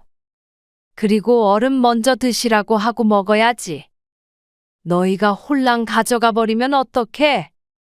에이, 뭐 이런 걸 가지고 그래. 우리도 맛있는 거 먹을 줄 알아. 똑같이 먹든지 아니면 적어도 의사는 물어보고 먹어야지. 먹고 싶은 사람이 먼저 먹으면 되지. 먹는데 그런 게 어디 있어? 아, 장인어른. 먼저 가져가시지. 아, 왜 먹는 걸로 치사하게 눈치를 줘? 오늘 이야기 속 주인공은 63세 김정란 씨입니다. 그리고 그녀의 딸과 사위에 관한 이야기이죠. 김 씨는 살다 닭다리 때문에 자식과 다투게 될 줄은 꿈에도 몰랐습니다. 세상에서 가장 치사한 것이 먹는 것 가지고 서럽게 하는 것인데 그걸 김 씨의 딸이 김 씨 부부에게 할 것이라고는 생각해 본 적이 없었습니다. 정작 딸은 식탐도 많지 않았는데 결혼하고 나서부터 달라졌습니다. 사위가 생기면서 말이죠. 부모 입에 들어가는 것보다 사위 입에 들어가는 것부터 챙기는 딸. 이해했습니다. 보기 좋다고 생각한 적도 있었습니다. 하지만 어쩔 땐 도가 지나칠 때도 많았습니다. 4명이서 닭 한 마리를 먹어도 닭다리 2개는 전부 사위의 입으로 들어갔습니다. 그리고 날개도 2짝이라 하나를 딸이 챙기면 김씨 부부는 거의 퍽퍽한 살만 먹게 되었습니다. 요즘엔 닭가슴살을 좋아하는 사람도 많다지만 안타깝게도 김씨 부부에겐 해당이 되지 않는 말이었습니다. 꼭 닭다리가 먹고 싶어서 추태를 부리는 게 아니었습니다. 부모 생각이라고는 눈꼽만치도 안 하는 자식 때문이었습니다. 그래놓고는 공짜로 애나 맡길 줄이나 아는 딸에게 이번에는 제대로 알아먹을 수 있도록 가르쳐줄 생각이었습니다. 김 씨는 아들 하나, 딸 하나가 있었습니다. 아들, 딸 잘 키워 무탈하게 결혼시켰으니 이제는 걱정 없이 살겠구나 싶었습니다. 김 씨가 아는 사람들 중에서는 자식이 결혼을 못한 사람, 결혼해서도 사고쳐서 폭삭 망한 사람, 자식과 연을 끊고 사는 사람들도 덜어 있었습니다. 그러니 김 씨는 복받은 것이라 생각했죠. 김 씨 부부는 자식들과 사이가 나쁘지 않았습니다. 결혼할 때 둘 모두에게 적당히 해줄 것 해주었고 경제적인 부분에서는 자식들이 서운할 것도 김 씨 부부가 부담될 일도 없었습니다. 그래서인지 적어도 남들보다는 잘 지내는 것 같았죠. 그리고 잘 지낸다는 것이 꼭 자주 만난다는 의미는 아니었습니다. 자식들이 전부 독립하니 명절을 제외하고는 딱히 만날 일이 많지 않았습니다. 그나마 딸이 아들보다는 살가워서 가끔은 바쁜 사위를 두고 혼자서 김 씨 집에 방문하기도 했습니다. 내년부터는 황서방 출장 많이 안 가. 주요 업무가 출장을 다니는 일이라 늘 딸이 외로워했었는데 듣던 중 반가운 소리였습니다. 잘 됐네. 집에 일찍 오겠어. 그렇지. 그리고 그 이유가 사실 나 임신했거든. 결혼 1년 만에 임신 소식을 전한 딸. 사위도 그 때문에 업무를 바꾼 듯 했습니다. 그리고 딸의 출산을 기점으로 김씨 부부의 삶도 많이 바뀌었습니다. 자식들이 성인이 되고 나서부터는 이렇게 자주 왕래한 적이 없었는데 딸 부부와는 특별히 가까워지게 되었습니다. 엄마, 나 좀 늦었지? 아니, 시간 가는 줄도 몰랐어. 애 밥 먹이느라. 잘 먹어? 잘 먹지. 애기 반찬 새로 해서 냉장고에 있거든. 그거 내일 아침에 먹이면 돼. 알았어. 고생했네. 우리 엄마. 정신없지? 없지. 이제 또 밥 차려야 하네. 황서방 늦는데? 아니, 금방 온대. 엄마도 밥 먹고 가. 아이고, 그럼 늦지. 아빠도 밥 차려드려야지. 오늘 아빠가 데리러 와? 아니, 집으로 바로 온 데서 버스 타고 가려고. 김 씨는 짐을 챙기며 딸에게 인사를 했습니다. 손주를 낳고 딸은 1년간 휴직을 했습니다. 그래서 직접 아이를 돌보다가 3개월 전부터 다시 회사에 나가고 있었습니다. 그 때문에 김 씨가 딸의 집에 와 있는 것이었습니다. 어린이집이 끝나고 딸 부부가 퇴근하기까지 서너 시간 동안 아이를 봐주는 게 황 씨의 역할이었습니다. 딸의 부탁에 길게 고민하지는 않았습니다. 물론 이 나이에 육아를 하는 게 힘들었지만 그래도 길지 않은 시간이고 내 새끼 봐준다는 생각으로 하고 있었죠.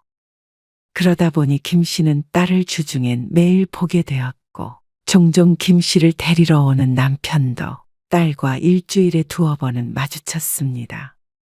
그 어느 때보다도 가까워진 사이였습니다.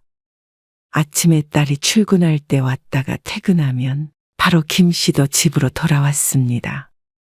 아이고, 배고프다. 오늘 미진이가 퇴근을 좀 늦게 했어요. 얼른 밥 먹자. 남편이 말하며 냉장고에서 반찬들을 주섬주섬 꺼냈습니다. 김 씨는 아침에 먹다 남은 찌개를 덮이고 간단히 계란찜도 하나 했죠. 그러니 몇 분 만에 뚝딱 저녁상이 차려졌습니다. 오늘 미진이가 밥 먹고 가라고 그러더라고요. 그래? 먹고 오지 그랬어. 배고프다고 난리치던 양반이. 난리는 무슨? 밥 먹고 온다고 했으면 나도 먹었지. 밥까지 먹고 가면 미진이도 힘들겠죠? 하기야, 김 씨는 딸이 저녁 식사를 차리기 전에 늘 돌아왔습니다. 괜히 음식 차리는 걸로 딸이 부담이 될까봐 그런 것도 있었고 굳이 사위도 불편하게 할 건 뭐 있나 싶었습니다. 근데 언제까지 애기 봐달라는 거야?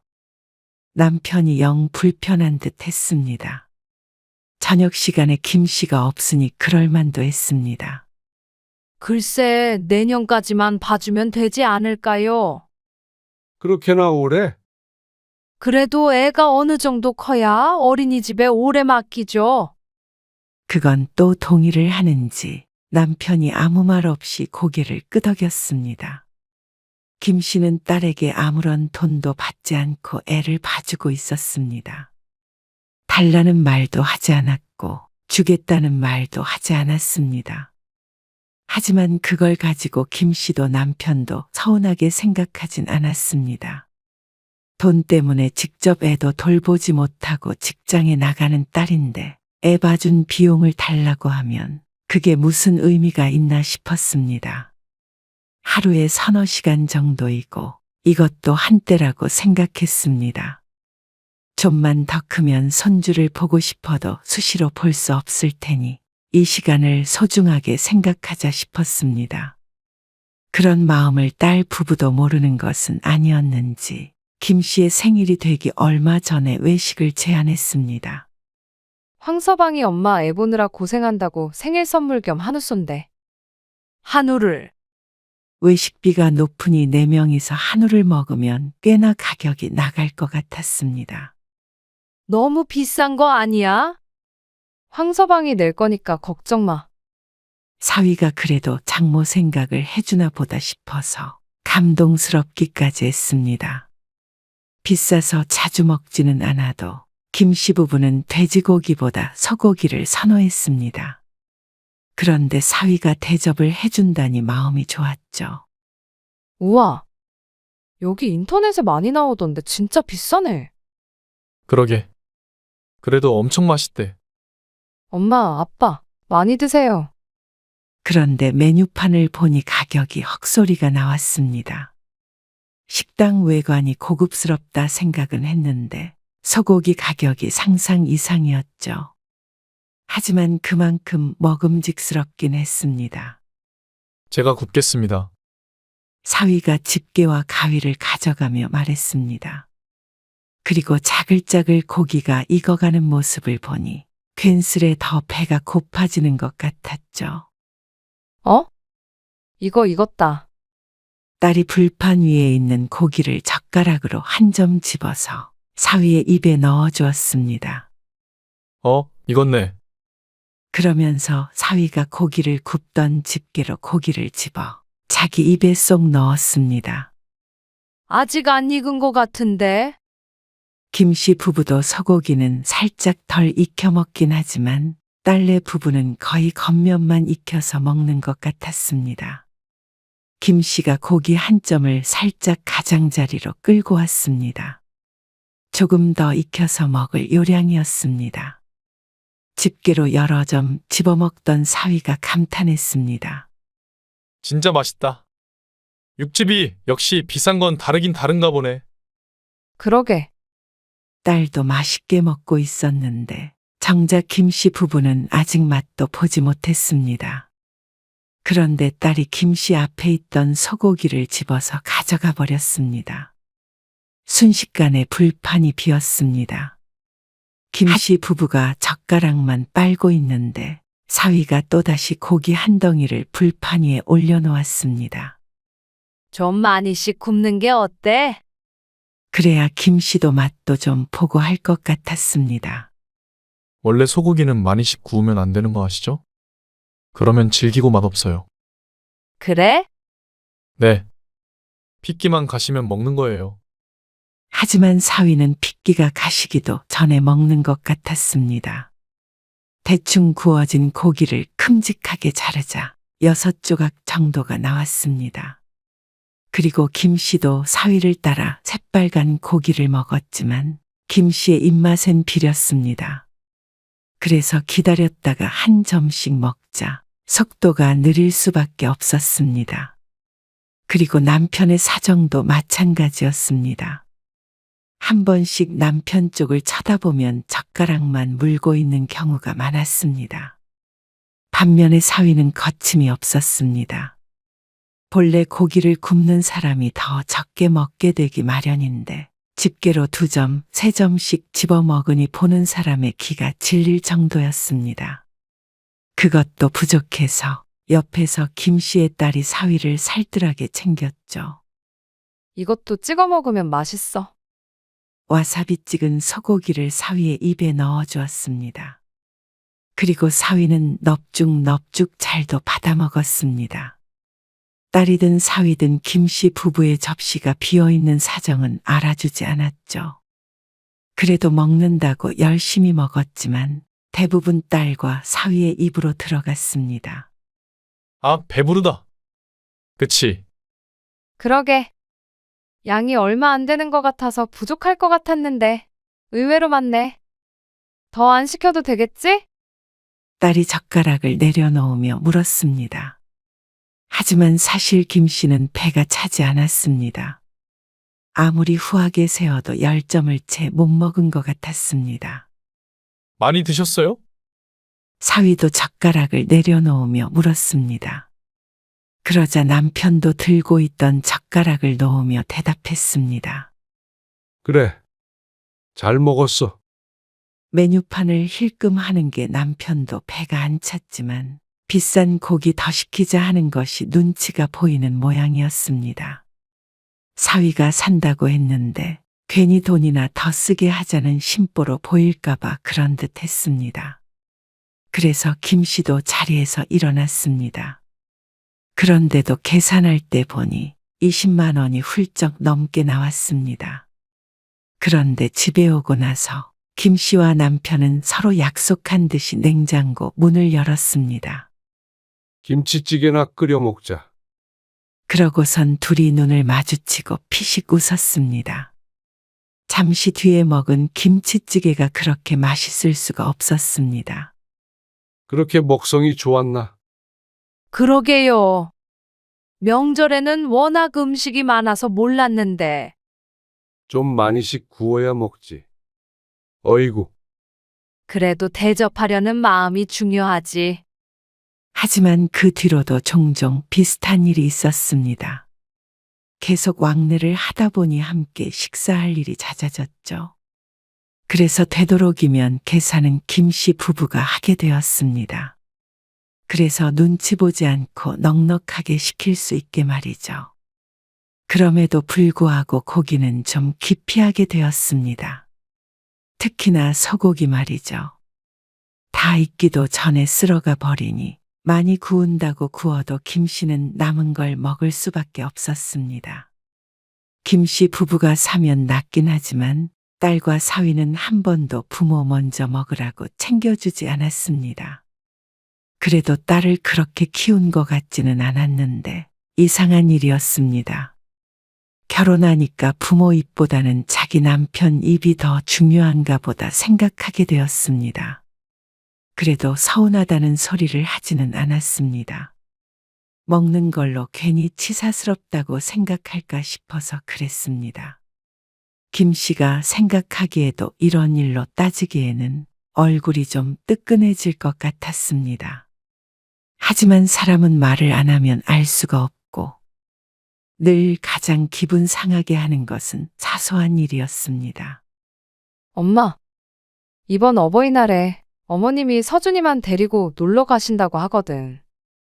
그래서 황서방이랑 나랑 엄마 집에서 저녁 먹으려고. 그래? 잘 됐네. 뭐 먹고 싶어? 황서방이 백숙 먹고 싶다고 하던데. 웬 백숙? 그냥 요즘 몸이 허하다고. 그래? 알겠어. 그럼 그때 시장 다녀와야겠네. 마침 5일 장날이라 잘 됐다 싶었습니다. 그래서 당일이 되었을 때 닭 한 마리를 사고 그 앞에 수산물 시장에서 전복과 낙지도 2마리 샀습니다. 몸이 허하다길래 걱정이 되었습니다. 달기 한 마리면 되나? 닭이 엄청 커요. 그리고 다른 것도 많이 샀으니까. 그리고 닭발도 5,000원어치 사서 양념을 할 생각이었습니다. 그러니 음식은 충분하다고 생각했죠. 그런데 남편의 말처럼 2마리를 샀어야 했습니다. 식탁에 백숙을 내오고 낙지와 전복을 잘라서 나눠줬습니다. 벌써 힘이 나는 것 같네요. 그래? 많이 먹어. 그러자 딸이 닭다리 하나를 크게 뜯어 사위의 접시 위에 올렸습니다. 김 씨 부부는 백숙이나 달교리를 먹으면 늘 다리는 남편이 먹고 날개를 김 씨가 먹었습니다. 김 씨는 다리살을 그다지 좋아하지 않고 부드러운 날개가 더 좋았죠. 그래서 나머지 다리 하나는 남편이 먹는가 보다 싶었습니다. 그런데 사위가 그새 닭다리 하나를 다 먹고 나머지 하나를 뚫어지게 쳐다보는 것이었습니다. 누구나 느껴질 정도로 강렬한 눈빛이었습니다. 그러자 닭다리를 먹으려던 남편도 엉거주춤 닭다리를 들어올리며 물었습니다. 하나 더 먹을 텐가? 주시면 감사히 먹겠습니다. 사위는 꾸벅하더니 얼른 고기를 받아들었습니다. 그러자 조금 황당했습니다. 남편이 주긴 했지만 닭다리 2개를 사위 혼자 홀랑 먹어버릴 줄은 몰랐습니다. 게다가 그 상황에서 사위에게 먹을 거냐고 물어보지 않을 수가 없었습니다. 순서가 잘못돼도 한참 잘못된 것 같았습니다.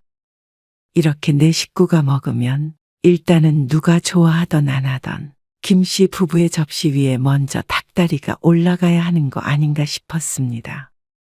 일반적으로 닭고기 부위에서 가장 좋은 것으로 여겨지는 게 닭다리이니까 말이죠. 먼저 어른에게 주면 어른이 사양을 하고 사위나 딸에게 주는 게 맞는 순서 같았습니다. 이런 생각을 하는 내가 벌써 늙었나 싶었습니다. 하지만 이건 꼰대인 게 문제가 아니라 밥상 예의가 아닌가 했습니다. 하지만 기분 좋게 만나서 닭다리 하나 가지고 이러쿵 저러쿵 가르치려 들기는 찜찜한 기분이 들었습니다. 남편에게 김씨의 접시에 있던 날개를 주었습니다. 해산물도 좋아하지 않아 전복이나 낙지도 먹지 않은 남편이 먹을 게 없을 것 같았습니다. 그래서 다음에 혹시라도 또 닭을 먹을 일이 있다면 꼭 2마리를 사야겠다고 생각했습니다. 2마리는 너무 많을 것 같아서 1마리만 했더니 이런 애로사항이 있을 줄은 몰랐습니다. 2마리 하면 다리가 4개니까 딱 괜찮겠다 싶었습니다. 그리고 다음 해 말복되었습니다. 식당에서 백숙을 2마리 시키자 종업원이 고개를 갸웃거렸습니다. 아직 아이는 어려서 한 사람 몫을 못할 텐데 2마리는 너무 많지 않겠느냐고 했습니다. 저 많이 먹습니다. 사위도 1마리로는 적은 모양이었습니다. 죽도 나오고 코스로 나오는 곳이라 2마리는 많을 것 같긴 하지만 남으면 싸가야지 하는 생각이 있었습니다. 그리고 닭이 나오자마자 딸이 얼른 닭다리를 집어 사위 접시에 하나, 그리고 자기 접시에 하나를 올려두었습니다. 그래도 그러려니 했습니다. 남은 게 2개이니 말이죠. 김씨는 날개를 하나 집어먹었고 남편이 닭다리를 집으려고 하는데 사위가 하나 더 집어서 자기 접시 위에 올려두었습니다. 아직 먼저 가져간 게 남았는데도 말이죠. 참 이런 거 보면 식탐이 대단하다 생각이 들었습니다. 요즘 세상에 어떻게 자랐길래 저럴까 싶기도 했습니다. 먹는 거 가지고 자꾸만 사람이 달리 보이게 되어서 김씨도 기분이 좋지 않았습니다. 보통은 이렇게 넷이서 오면 하나씩 가져가는 게 정상이 아닌가 싶었습니다. 나머지 다리 하나를 집어 남편에게 주었습니다. 그러자 남편이 말했습니다. 서준이도 닭다리 먹어야지. 아직 어려 하나를 다 먹지 못하니 딸과 함께 나눠 먹으면 되지 않나 싶었습니다. 당신 먹어요. 서준이 줘. 아니면 당신 먹던가. 나는 날개 먹을 거야. 그렇게 둘이서 잠시 옥신각신 하고 있는데 딸이 눈치 없이 말했습니다. 엄마 아빠 안 먹을 거면 우리 줘. 황당했습니다. 딸도 사위와 다를 게 없었습니다. 입이 짧아 자기가 먹는 게 아닌 것뿐이지 이기적인 건 똑같았죠. 그래서 김씨도 딸에게 한마디 했습니다. 다리는 너희만 먹을 줄 알아? 너희 아빠도 다리 좋아해. 그러자 사위가 의아해하며 말했습니다.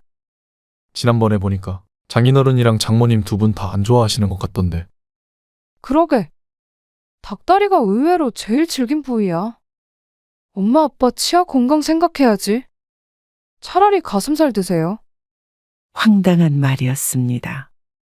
닭다리살도 씹지 못할 만큼 이가 나쁘지도 않았고 뭐가 맛있는지 정도는 김씨 부부도 알았습니다. 그리고 안 좋아하는 게 아니라 지들이 다 먹어서 먹을 게 없었던 것이었죠.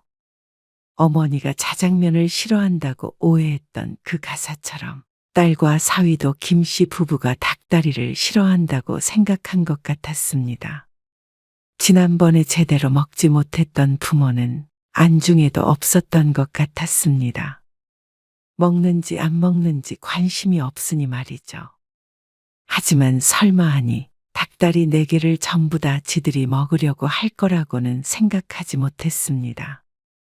정말 쪼잔해지는 것 같아서 말하고 싶지 않지만 계속 이래서는 다시는 함께 식사를 하지 못할 것 같았습니다. 김 씨가 아들 며느리에게 말했습니다. 어른 먼저 드시라고 하고 먹어야지. 너희가 홀랑 가져가 버리면 어떡해? 에이, 뭐 이런 걸 가지고 그래? 딸이 입이 삐죽거리며 말했습니다. 그리고 사위는 뭐가 문제인지 도무지 모르는 눈치였습니다. 우리도 맛있는 거 먹을 줄 알아. 똑같이 먹든지 아니면 적어도 의사는 물어보고 먹어야지. 먹고 싶은 사람이 먼저 먹으면 되지. 먹는데 그런 게 어디 있어. 아, 장인어른. 먼저 가져가시지. 사위가 왠지 풀이 죽은 목소리로 말했습니다. 하지만 말투는 그랬지만 그 말 뜻은 먼저 가져가지 않은 김 씨 부부의 탓이라는 듯 했습니다.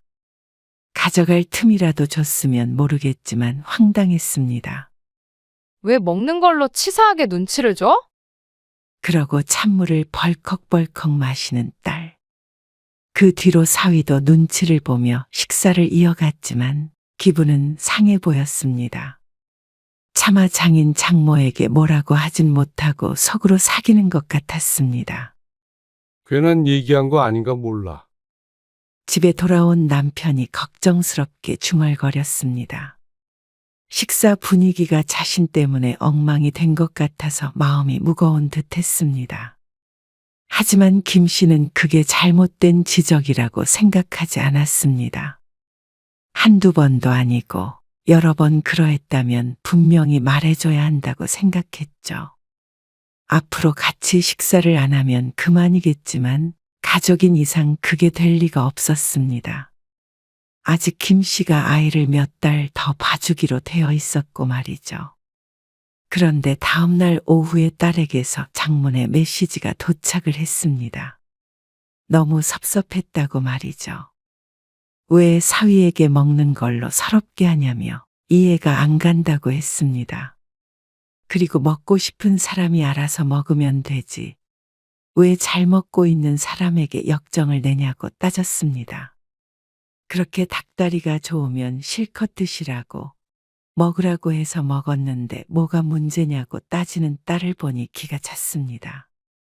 누가 닭다리가 먹고 싶어서 그런 말을 한 줄 아는 것인지 왜 그런 말을 했는지 스스로를 돌아볼 생각은 전혀 하지 않고 부모에게만 섭섭하다는 자식이 얄미웠습니다.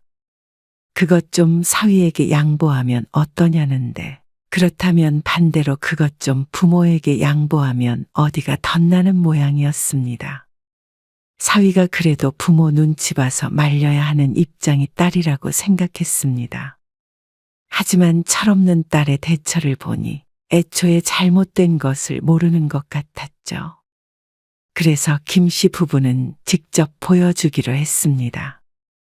스스로가 어떤지 모른다면 두 눈으로 확인하도록 하면 됐습니다. 거울 치료라고 딸이 드러나 봤는지 몰랐습니다. 애를 봐줘야 하니 딸이 삐진 것과는 상관없이 다시 만날 수밖에 없었습니다. 딸과 사위가 출근하기를 기다렸다가 김 씨가 말했습니다. 너희 아빠가 통닭 사온다는데 같이 먹자. 닭을 먹자고. 딸은 황당하다는 반응이었습니다. 닭 때문에 그 난리가 났는데 또 닭이 넘어가냐는 듯한 말투였죠. 물론 김 씨도 잘 넘어갈 리가 없었습니다. 통닭 좋아요? 사위는 딸 같은 반응을 보이진 못했습니다. 그래서 김 씨는 집으로 돌아가는 시간을 늦췄습니다. 3, 40분쯤 기다리자 남편이 통닭을 손에 들고 딸의 집으로 들어왔습니다. 몇 마리야? 2마리 사왔지. 아, 옛날 통닭이네요. 이거 맛있죠? 작은 닭을 통째로 튀긴 옛날 통닭이었습니다. 딸도 군침이 돌았는지 슬금슬금 관심을 보였죠. 접시랑 가위 좀 갖다 줄래? 가위? 손으로 뜯어 먹으면 되지. 뜨겁잖아. 딸이 가위를 가져와 김 씨에게 건넸습니다. 손으로 잡고 뜯으려는 사위를 말리고 김 씨가 달게 가위질을 하기 시작했습니다. 그런데 점점 딸의 표정이 요상해졌습니다. 왜 그렇게 잘라? 남편은 잠자코 지켜보고 있었고 김 씨도 별다른 대꾸를 하지 않았습니다. 2마리의 닭을 가로로 3등분을 마친 김 씨가 가장 위쪽에 날개 2개가 달려있는 부분은 자신의 접시에 놓고 가장 밑에 다리가 2개 달려있는 부분은 남편의 접시 위에 놓았습니다. 그렇게 2마리 다 배분을 하니 가운데 토막만 덩그러니 남았습니다. 나머지는 너희끼리 알아서 먹어. 이게 뭐야? 우리는 퍽퍽살만 먹으라고? 너희도 30대면 슬슬 치아 건강 생각해야지. 닭가슴살이 근육도 생기고 좋다더라. 요즘엔 일부러 그 부분만 사 먹잖아. 장모님, 저 닭가슴살 안 먹는데. 아이고, 먼저 가져가지. 네? 사위가 당황스러운 표정을 지었습니다. 그리고 딸이 기가 찬 표정으로 들고 있던 나무젓가락을 식탁 위에 내려놓았습니다. 아니, 이게 뭐야? 닭을 이렇게 나눠 먹는 사람이 어디 있어? 상식적으로? 상식? 그래. 자를 거면 세로로 잘라서 각자 하나씩 가져가던지 해야지. 아빠만 다리 먹고 엄마만 날개 먹고. 우리만 이게 뭐야? 우리는 여태 그렇게 먹었는데 뭐가 문제야? 그동안에 자신들이 홀랑 먹어치워버렸던 건 생각도 안 나는 듯 했습니다. 그래도 이건 아니지. 이럴 거면 닭을 왜 먹어? 아니, 왜 그러는 거야? 김 씨가 이해가 안 간다는 듯이 고개를 갸웃거렸습니다. 먹을 거 가지고 치사하게 열을 내고 있어. 뭐? 그리고 먹고 싶은 사람이 알아서 먹으면 되는 거지.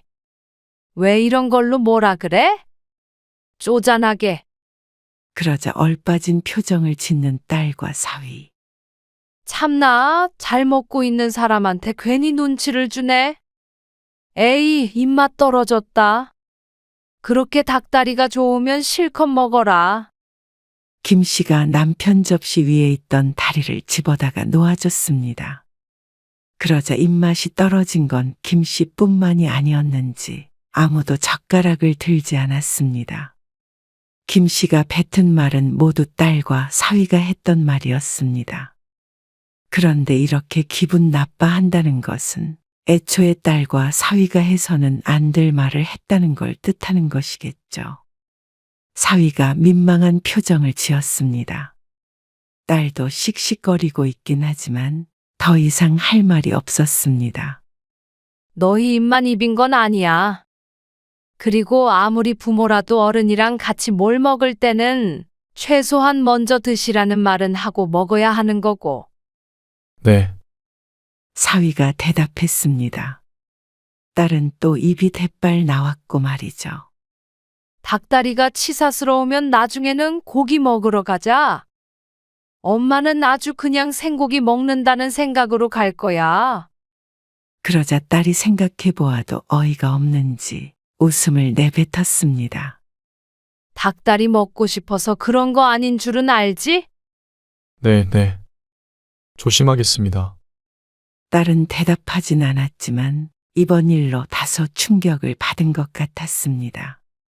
자신들이 얼마나 얌체 같았는지 직접 눈으로 확인해 보니 조금 놀란 것 같기도 했습니다. 딸의 문자 메시지를 받고 김 씨도 확 연락을 끊고 애도 안 봐줘버릴까 생각하기도 했습니다. 물론 이번에도 또 그런다면 더 이상 치료가 불가능하다고 생각하고 연락을 끊을 수도 있겠죠. 그만큼 부모의 말은 귓등으로도 안 듣고 존중하지 않는다는 뜻이었으니 말이죠. 하지만 딸과 사위의 표정을 보아하니 어느 정도 초기 치료는 된 듯 보였습니다. 앞으로도 어느 때고 같이 밥 먹을 일이 있을 텐데 정신을 차렸기를 바랄 뿐이었습니다.